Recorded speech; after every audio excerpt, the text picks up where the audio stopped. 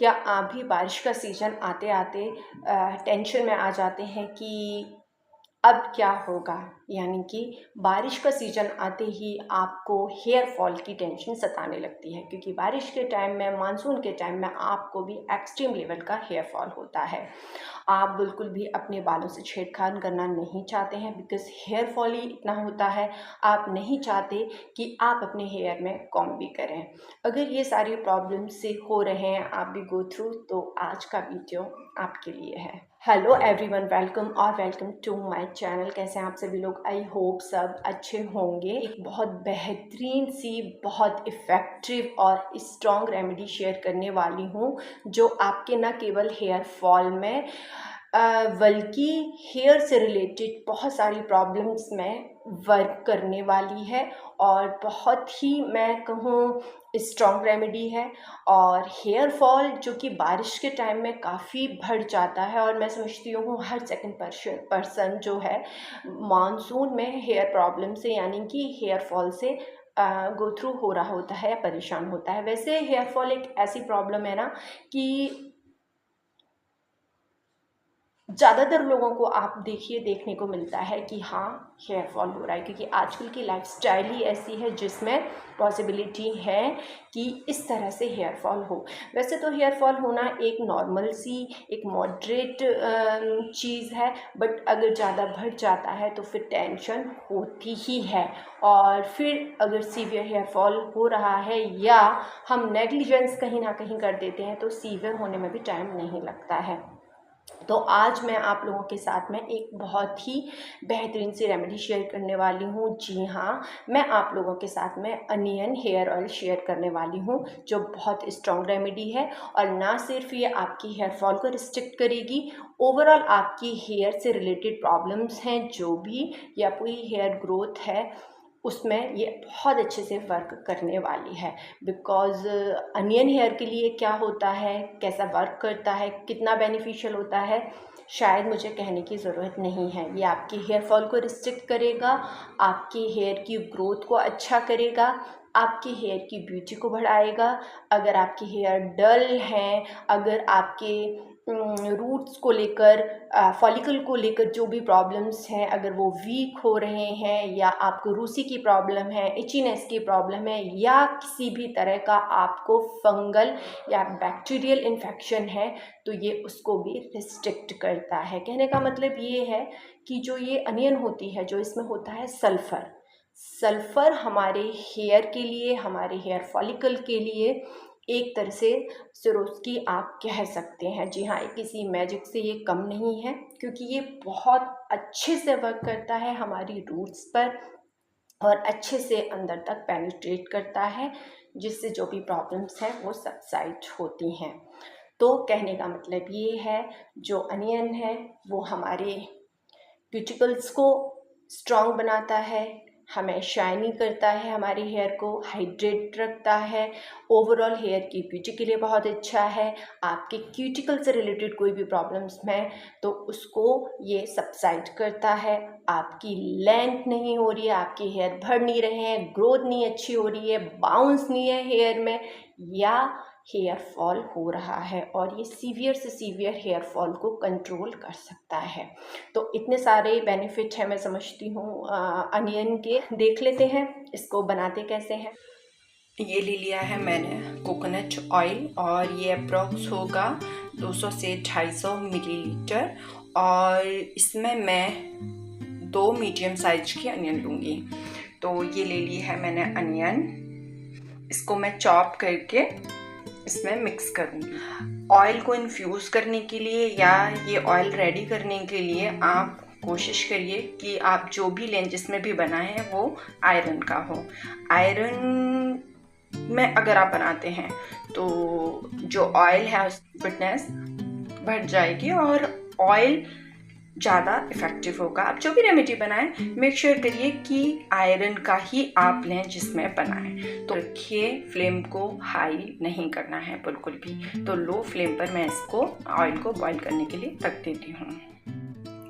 ये देखिए ऑयल हमारा अच्छे से गर्म हो गया है। फिर से कहूँगी ध्यान रखिएगा, लो फ्लेम पर करना है, बिल्कुल भी हमें इसे हाई या मीडियम नहीं करना है।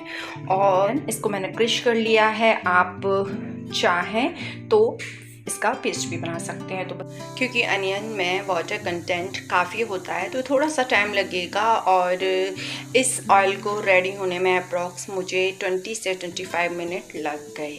और बहुत ज़्यादा आपको इसको इन्फ्यूज़ नहीं करना है। तो आप देख सकते हैं इसमें इस तरह से बबल आ रहे हैं, थोड़ा सा टाइम लगेगा बनने में। तो देखिए ऑयल बनके हमारा हो गया है रेडी, और इसको हम स्टोर कर लेंगे एक कांच के जार में। आप भी मेक श्योर करिए कि जब भी आप इसे स्टोर करें कोई ग्लास का जार ही लें। इसमें एंटी बैक्टीरियल और एंटी फंगल प्रॉपर्टीज़ होती हैं। अगर आपके हेयर में किसी भी तरह का बैक्टीरियल या फंगल इन्फेक्शन है तो ये उसको क्योर कर सकता है, उसको एड्रेस कर सकता है। एलोपेशिया यानी कि आपने देखा होगा हेयर के हमारे हेयर में जगह जगह पैचेस बन जाते हैं हेयर के, या आपको बाल्डनेस की प्रॉब्लम है, ये इतनी स्ट्रॉन्ग रेमेडी है कि आपकी एलोपेशिया है, हेयर के पैचेस बन जाते हैं, या आपको बाल्डनेस है, उसको भी ये रिस्ट्रिक्ट कर सकता है। और किसी भी तरह का अगर फंगल इन्फेक्शन है आपको, या बैक्टीरियल इन्फेक्शन है, या आपकी रूट्स में किसी भी तरह की प्रॉब्लम्स है, इचीनेस है, डैंड्रफ है, तो इस तरह की प्रॉब्लम्स को भी ये एड्रेस कर सकता है। हाँ, हेरिडिटी से रिलेटेड कोई प्रॉब्लम है या इस टाइप की इंटरनल कोई प्रॉब्लम है अगर आपको, तो ये उसमें वर्क नहीं करेगा, तो आपको किसी डर्मेटोलॉजिस्ट से कंसल्ट करना चाहिए। बाकी मैं कहूँगी बहुत ही अच्छी, बहुत ही इफ़ेक्टिव रेमेडी है। और ख़ासकर आपको हेयर फॉल हो रहा है या बारिश में आप बहुत डरते हैं कि बस अब मुझे हेयर फॉल होने वाला है, तो आपको डेफिनेटली यूज़ करना चाहिए। इवन टाइम टू टाइम आपको अपने रूटीन में से शामिल करना चाहिए। कुछ टाइम के बाद या ऑल्टरनेट डे में आप इसे यूज़ करिए, क्योंकि सिर्फ ये हेयर फॉल को रिस्ट्रिक्ट नहीं करेगा, आपकी हेयर से रिलेटेड हर प्रॉब्लम को ये क्योर करेगा। और चाहे वो आपकी हेयर की ब्यूटी है, चाहे हेयर की ग्रोथ है, चाहे वो हेयर फॉल है, या किसी भी तरह का इन्फेक्शन है, सब में ये बहुत अच्छे से वर्क करेगा। आपने देखा होगा आजकल मार्केट में अनियन हेयर ऑयल या अनियन शैम्पू या तरह तरह की चीज़ों का बूम आया हुआ है, और ये बिजनेस है जो अनियन का हेयर के लिए ये काफ़ी अच्छे लेवल पर वर्क कर रहा है। अनियन आप कोई भी ले सकते हैं, चाहे रेड है, चाहे जो वाइटिश हल्का कलर होता है आप वो भी यूज़ कर सकते हैं। बाकी शैलेट्स जो होते हैं, छोटी छोटी अनियन होती हैं, वो बहुत अच्छे से वर्क करती हैं, वो बहुत मतलब बेनिफिशियल होती हैं। और अपनी रूट्स में लगाइए और लेंथ में भी आप लगा सकते हैं। इसको आप बनाकर सिर्फ उतना ही बनाएं, या तो जो कुछ टाइम तक आपका वर्क करे, क्योंकि जो अनियन होता है इसमें वाटर कंटेंट बहुत ज़्यादा होता है, जिससे ऑयल ख़राब होने का डर रहता है। कुछ दिन के लिए तो ठीक है, ज़्यादा दिन के लिए अगर आप बनाते भी हैं तो आप उसे धूप है या सनलाइट है तो उसमें इन्फ्यूज़ करते रहिए टाइम टू टाइम। या फिर ये है डबल बॉयलर की, जो डबल बॉयलर मेथड होता है ऑयल को बॉईल करने के लिए, आप उसमें जो एक्स्ट्रा वाटर उसमें अगर है तो उसको इन्फ्यूज़ कर सकते हैं, जिससे वो आपका ख़राब नहीं होगा। बाकी आप जिसमें भी स्टोर करें वो ग्लास का होना चाहिए तो ज़्यादा अच्छा है। इसके अगर आपको बहुत ज़्यादा हेयर फॉल हो रहा है या हेयर से रिलेटेड आपको कोई भी प्रॉब्लम्स हैं अगर, तो फिर आप इसको हेयर वॉश करने से मैं समझती हूँ 1 से 1.5 घंटे के बीच में लगा सकते हैं, यानी पहले लगा सकते हैं, देन आप कवर करके बालों को फिर शैम्पू कर सकते हैं। अगर सर्दियां हैं या आप चाहते हैं कि ऑयल अंदर तक पेनिट्रेट करे रूट से अंदर स्किन में जाकर, तो आप स्टीम ले सकते हैं। स्टीम इन द सेंस आप टावल लेकर गर्म पानी में उसको स्क्वीज़ करके अच्छे से बालों में अच्छे से कुछ मिनट के लिए उसको लीव ऑन कर सकते हैं। ठीक है जी। और आपको ये इन्फ्यूज़ जो करना है किस ऑयल में करना है, अब क्वेश्चन ये आता है। देखिए वैसे मैं तो कोकोनट ऑयल ही प्रेफर करूँगी,